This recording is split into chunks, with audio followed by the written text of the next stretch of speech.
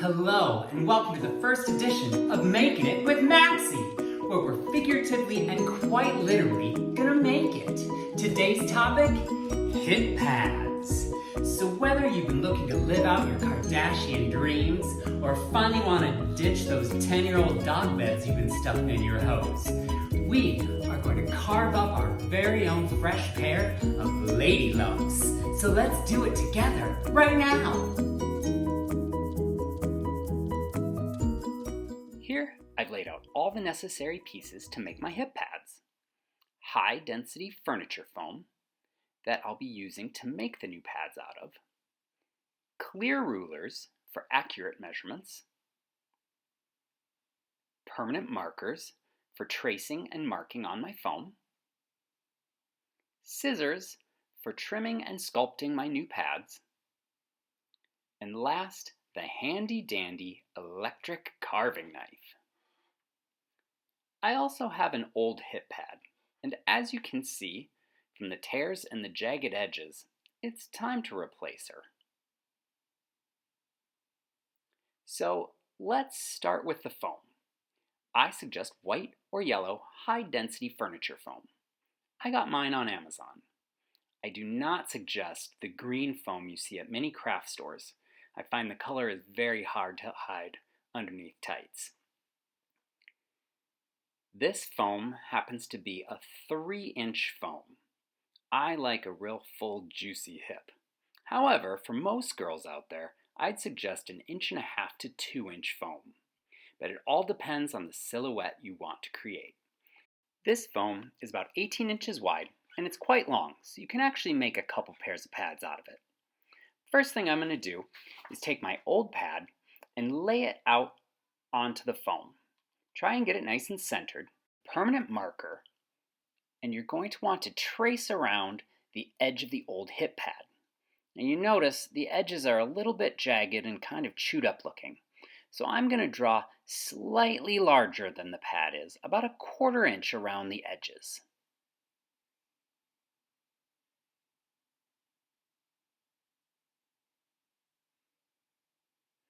You can see the general shape is kind of like Africa. You've got the widest area up by the hip and butt, and it tapers down towards the thigh. This end here is down by your butt. This, being the front of the pad, is up around your pelvis. If you don't have an old set of pads that you can trace, here are some measurements that you can work with. These pads are about 18 inches wide, so it touches each edge of the foam. It's approximately 21 inches long. The thigh itself is about 8 inches long.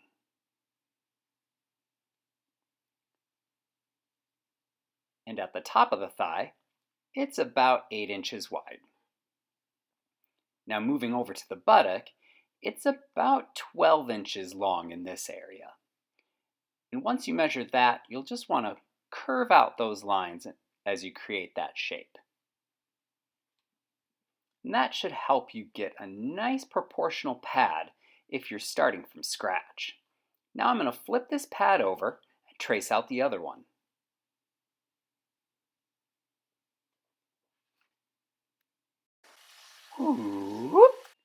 The other part I like to mark is where I want the pad to be the thickest. You see this flat area here is the thickest part of the pad.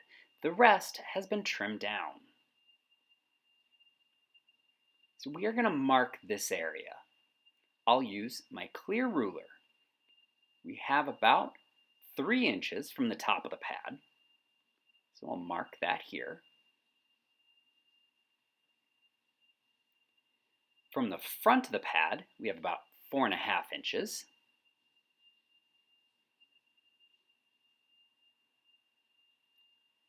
From the butt, we have about 4 inches. And this area is about 4.5 inches in depth. Now, I'll draw in a rough oval shape, touching all of those points. When I'm trimming, I won't trim this area at all. And then I'll trim from here to 0 around all of the edges. To make this a little easier to work with, I'm going to take the electric knife and cut each pad out.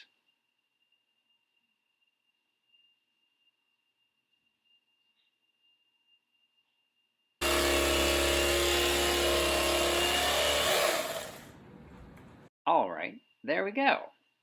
Now that my pads are smaller pieces, I'm going to use the electric knife and I'm going to cut along the edge of each pad, trying hard to keep the knife as straight or as flat as possible.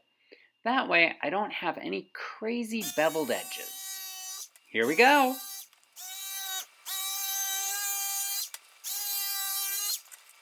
Kids, here's the exciting part. Time to begin carving and trimming the hip pad. So, as I've said, we're going to keep this area untouched. We want to trim to the edge, making it as thin as possible along the edges. So I start with the electric knife, but then I finish my trimming with the scissor to help give a really thin, clean edge. So when you're wearing the pad, there's a very smooth transition from the pad to your body. When trimming with the electric knife, be very careful along the edges of the foam. As you can see here, I cut too far into the pad, so I'm going to have to set this one aside and work on the other pad. Just like slicing butter.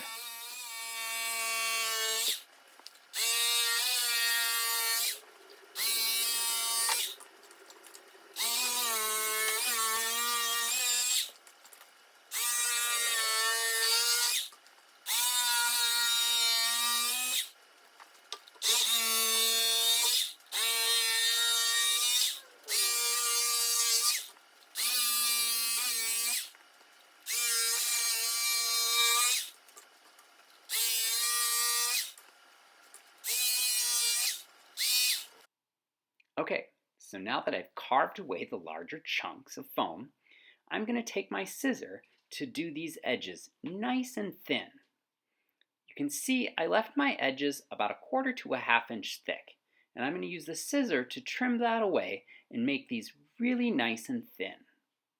So you'll go along the edges like this and begin cutting down that thickness. This part takes a while, and it gets a little messy. You can even get a few blisters from the scissor.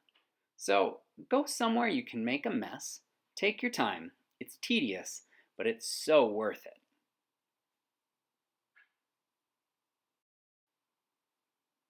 You can also come in through the body and take care of some of the rough patches left by the electric knife.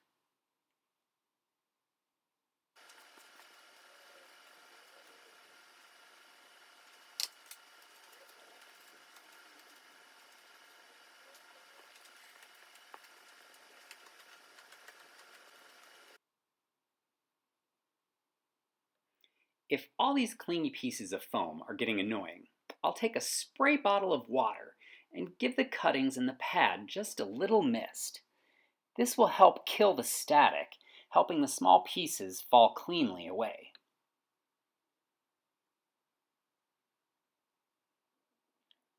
It can all feel a little tedious, but it's worth the extra work. I'm going to spend a little extra time on the thigh portion to help give a really smooth transition into my hip.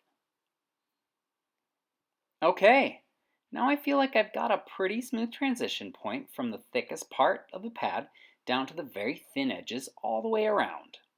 Now it's time to do all of this again on the other hip. And voila! We have both of our pads pretty well trimmed up. Now is the time to check our symmetry. They don't have to be perfect, but you do want them to be pretty close. So just set them back to back like this. And now you get an idea of where one might be thicker than the other, and where you'll need to trim some edges. Looks like I can do a little bit of work matching some of the edges here. So we'll just use my scissor and trim that right up. And then we'll come into this area here and trim this. And now I'm going to spend a little time trimming out these areas I just cut and trying to even the thickness on both of the pads. Well, I think it's looking pretty good. Right, I think things are looking pretty good. Now it's time for the booty. I have noticed with the shape of these pads, I get a little bit of a flat lady butt. So I'm going to show you how to cut some butt pads that'll help give you that nice juicy curve. I'm starting with a piece of 3-inch foam that's roughly 9 by 10 inches. Now, we're going to take our marker and we're going to draw a circle that touches all of the edges. Next, we're going to use the electric knife again and cut out that circle. It doesn't have to be this thick. I'm going to actually need about half this thickness for my butt pads. So now I'll just use the same one and I'll cut it in half. So to start, I'm going to take my ruler and my marker and I'm going to mark the halfway point all the way around the circle. Next, with the electric knife, I'm going to be very careful and cut right along this line all the way around until I separate the two pads.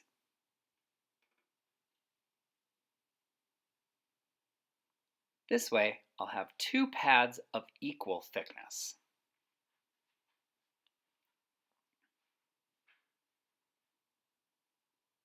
And there you go, two pads about 1.5 inches thick. Now, just like my hip pads, I'm going to mark the center area where I want the pad to remain the thickest.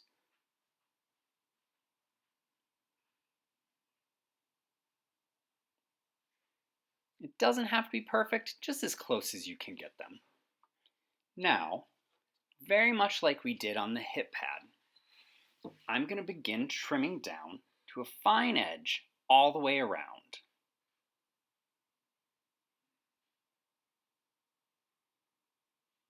Take the scissor, trim it nice and thin,